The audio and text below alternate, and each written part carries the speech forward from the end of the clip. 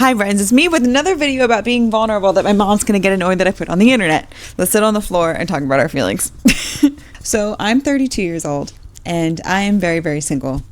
I'm single as in I have no prospects in my phone. I am single as in the last 10 years I've dated one man for 6 months that I call my boyfriend. You have talking stages with other people, but one person I call my boyfriend the last 10 years. And that's not what I thought that life was going to be like, obviously. I thought, I'm going to get married at 25, kids at 27. I think a lot of us set ourselves up for failure in that way. And I just want to talk about the feelings around that. It's interesting to navigate this point of life where most of my friends either have kids, are married, have met the person they're going to marry, are in long-term relationships. When I lived in Atlanta, I became the single one, right? Like of our group of friends, there ended up them being 7 of us and I was the single one. And then I moved to LA and then I had a big group of single friends here. But then that's slowly people pair off and they find their partners and it's absolutely amazing. And it's a weird place to be in because you are so happy for your friends and you want nothing more than that for them. But it also can be uncomfortable as the single one, And I've been feeling really lonely lately. And I just want to share the things that have helped me and just kind of like reflect on that a little bit. I need to preface all of this to say that I think it's so much better to choose late than wrong. I'm going to say it again for you here who is there. If you're having a hard time, it is better to choose late than wrong. Okay? I've never been the kind of person that wanted to just date to be dating somebody. I've always dated with intention. And I think that at points of my adolescence, whatever you call it, my 20s, at points of my 20s, maybe that was a little bit much. But I don't know. Like if I didn't see a future with that person, I didn't see the point in dating them. And I had a therapist at one point that was the reason that I ended up dating the last guy that I dated for 6 months, because I saw the red flags right away that I ended up being right about. You trust your gut. We trust our gut because our gut knows things. Anyway, but she was like, you don't give guys a chance. Like you need to be gentler. And so I was, and then I got into something that I shouldn't have been in. Anyway. But I think that we need to trust our gut. There's a difference between being defensive and putting up a guard and knowing yourself and knowing what you're looking for and being clear about that. I also think that there's a difference between being like, here is the list of very specific physical attributes that my person needs to have versus these are the qualities of the person that I'm looking for. I think that it's really important to be clear of the qualities of the person that you're looking for and so that when they come along, you can recognize it, I've done so much work on myself definitely in the last year, but in the last 3 years or so is what I really dug down and just said, okay, it's time to just do a lot of self-work, because also that 6-month relationship that I had showed me parts of myself that I needed to heal. I think that sometimes when there's somebody who activates another side of maybe it's our trauma or something that triggers us in that way in a partnership, it's really good to be able to see those things so that you can go and heal that, so that when you find your person and your partner, you are ready and you know how to communicate well and you know how to hold the love that you are longing for. Does that make sense? We all want unconditional love, obviously, right? And we get that in the platonic relationships in our life as well, and the familial things in different ways. But obviously, guys, I'm such a lover girl. My goodness gracious, am I a lover girl? But I'm also a very single lover girl, and that's hard for sure. I just write a lot of songs. I wrote a song this year. I wrote a song about this guy that I dated when I was in college, and when you date somebody and it's the first person that you're like, oh, I'm going to marry this person. We planned our kids' names. We were together for a long time. We lived together, But at that point of my life, I had not done the healing work that I needed to do. And I think back on that relationship because I was not able Ooh, I'm going to try so hard not to get emotional in this video because I don't think this is a sad video. It's just like a reflection video, you know? I was not able to hold the love that he gave me at the time with the care that it deserved. I had a lot of walls up. I had a lot of things I need to work through. And also, when we're young, guys, our frontal cortex isn't done forming until between 25 and 30, depending. It's like a ranging scale. So I also think that waiting to choose your partner is really important because of that.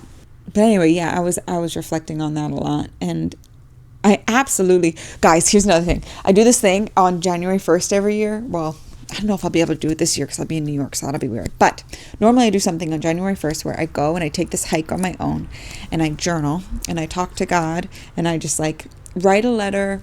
First, I just like pray and I walk and I'll sit like wherever I feel called to just sit and reflect. And I'll talk about what I'm thankful for in the year that's passed. And then I'll also write a letter to myself and to God and whatever you believe in, thanking the year for what happened as if it already happened. And I did write a letter to that ex apologizing for those things and not being able to hold that then. Anyway, I'm kind of digressing, but the point is I've been trying to find meaning in the wait and just get very comfortable in my faith here. You know, if you watch my vlogs, you probably saw, or I don't know if you saw, but if you watch my vlogs, I shared at the beginning of 2025, I was feeling really sad because I was having a moment of like, whoa, maybe my person's not always just around the corner. Maybe I just don't have a person. And that's not God's plan for me as much as I want that to be. And I don't feel like that anymore. I think that was like it's definitely a fear that was happening for me.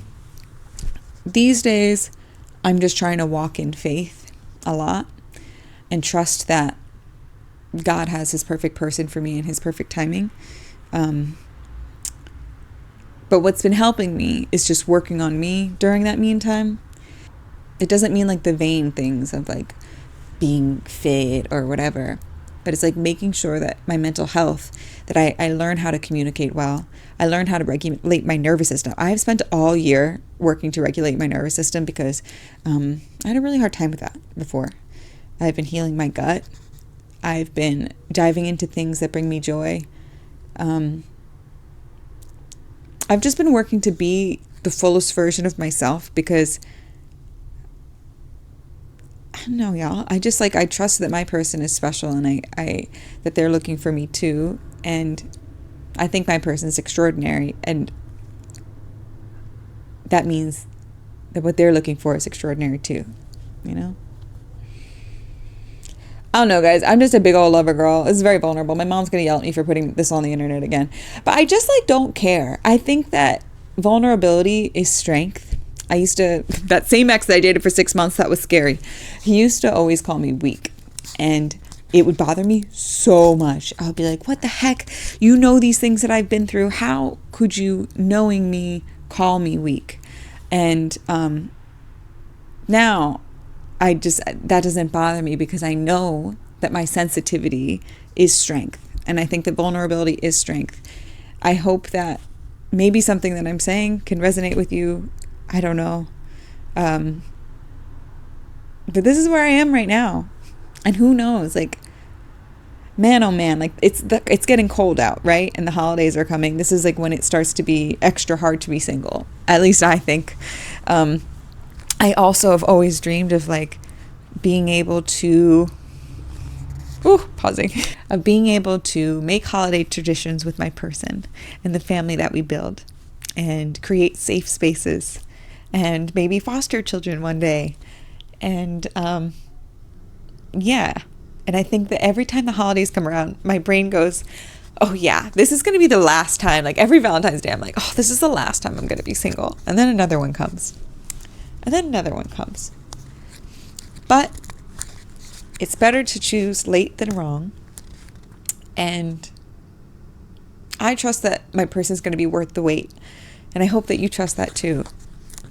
And try not to spend your wait in sadness and working to find joy. Because if you have joy within yourself and fulfillment on your own, then when your partner comes, it's additive, and you're not choosing a partner out of, I need something to fill this.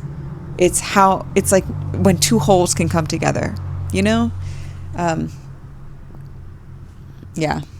But gosh darn, am I sick of doing the strong woman thing? Yes.